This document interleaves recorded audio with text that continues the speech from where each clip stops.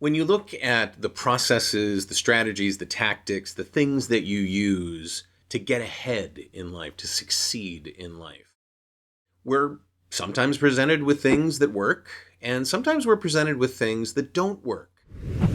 My question in this episode is, are you willing to let go of those things that don't work? This is a pretty deep question, and we're going to get into it in this episode of the VO Heroes podcast.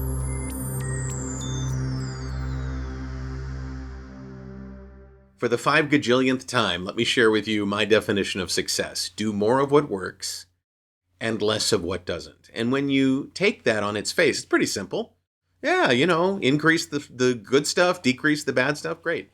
But inherent in that are a couple of things. Number one, knowing the difference between things that actually are working and things that actually aren't working for you.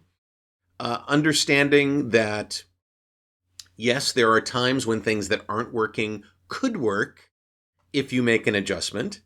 And then there are times when things that aren't working because they simply don't work. And at that moment, that to me is a moment of truth for actors, for voice talent, for performers in general, for people in general, as they pursue certain things in their life. Is this actually working? And what do I do if it isn't? Now, there's a couple of paths.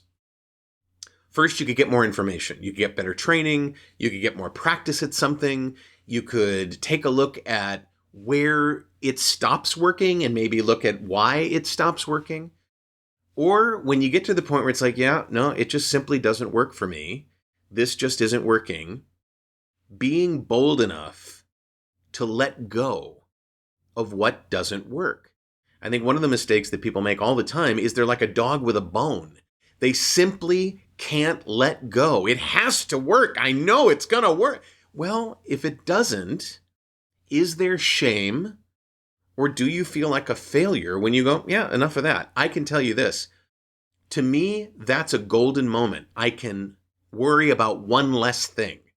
I look at it completely differently. If it just simply isn't working, nothing I can do to make it work. I've tried a reasonable amount of time without getting crazy about it to make it work, and it still doesn't.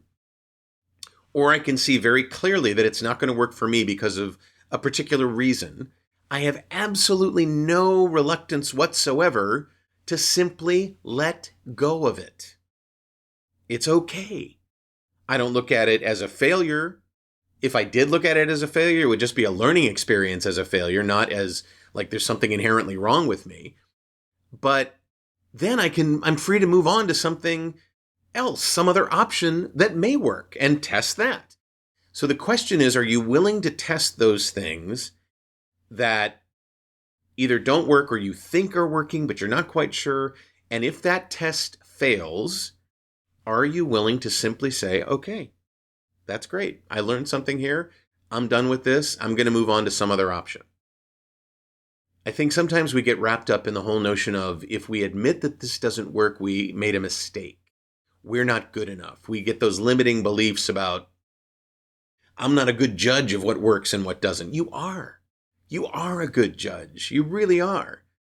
I just did a podcast guest appearance, and the host asked me when we were done, do you know why you're able to take a look at these things pretty clearly and say, yeah, this works and this doesn't? I'm like, I'm willing to test it. And if it fails the test, I'm willing to let go of it. I'm wondering if that's something that you're able to do, if it's something that you want to do, if it's something that's hard for you to do. Do me a favor. Let me know in the comments below what you think. And by below, I mean on voheroes.com, where this conversation is sane and, calm and productive, hopefully. I'd love to know. I'm fascinated by all these things. I'm David H. Lawrence the 17th. I thank you so much for watching and for listening, and I will see you in the next episode of the VO Heroes podcast.